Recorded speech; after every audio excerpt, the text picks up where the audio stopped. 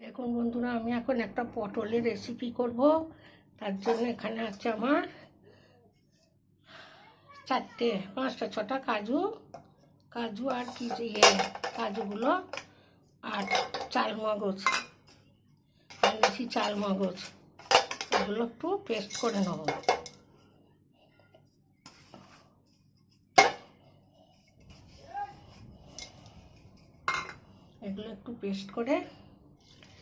এগুলো একটু পেস্ট করে নিয়ে আসবো। কাজু আর চালমগজটা পেস্ট করে নিয়েছি, নিয়ে আসা হয়ে গেছে। এবার আমি গ্যাসটা জ্বেলে দেবো। এতে এবার তেল দেবো, সাদা তেল। আর এখানে আছে পটল, 500 পটল।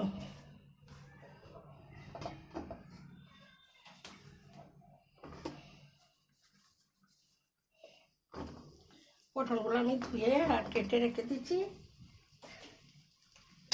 পটলগুলো আমি আবার একটু ভেজে দেবো তেলে। পটলগুলো ভাজা হয়ে গেছে,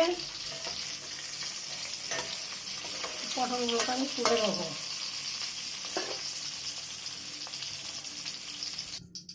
এবার দেবো চেরা কাঁচা লঙ্কা,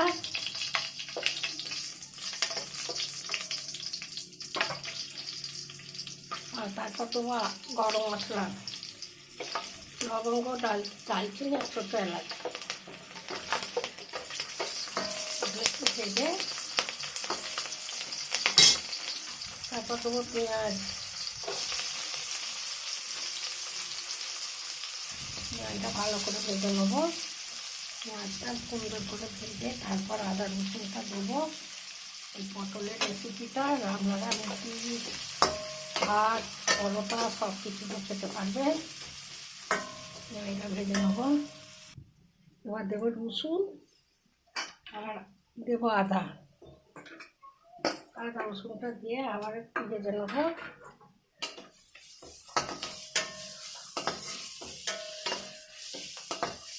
ভালো করে আদা রসুনটা যতক্ষণ না আদা রসুনের কাঁচা গন্ধটা যাচ্ছে ততক্ষণই আমি ভেজে নেবো।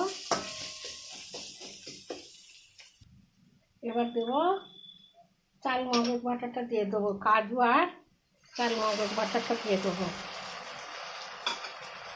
দিয়ে এটা দিয়ে জলও দেবো।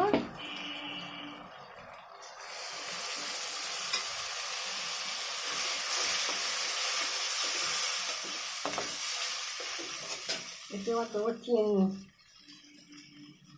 তারপর দেবো ধনে গুঁড়ো,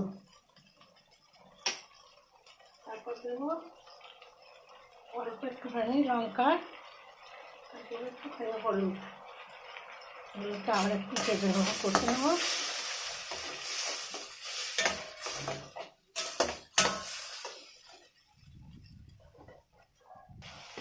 এবার দেবো ভেজে রাখা পটলগুলো।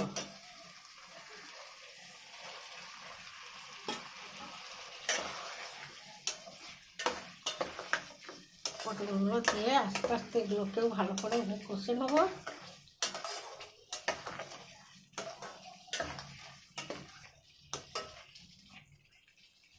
এটাকে একটু ঠান্ডা করে নেবো, তারপর এতে দুধ দেবো। এটাকে আস্তে আস্তে দুধটা দেবো, অল্প অল্প করে, নিলে কেটে যাবে।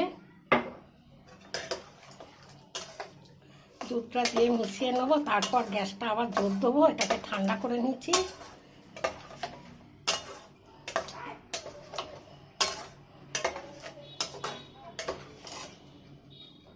আবার একটু দেবো। ব্যাস, দুধ দেওয়া হয়ে গেছে। এবার গ্যাসটা বাইরে দেবো।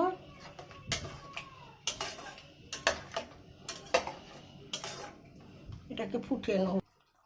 দেখুন বন্ধুরা, এটা আমি ঘি দিয়ে নামিয়ে নেব। ঘি ছড়িয়ে এটাকে নামিয়ে নিচ্ছি, তারপর আপনাদের দেখাবো।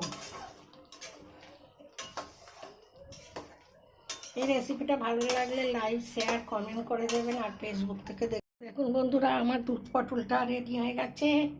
এই রেসিপিটা ভালো লাগলে লাইক, শেয়ার, কমেন্ট করবে। আর ফেসবুক থেকে দেখলে ফলো করবেন। আমি আসছি অন্য রেসিপি নিয়ে। আপনারা ভালো থাকুন, সুস্থ থাকুন।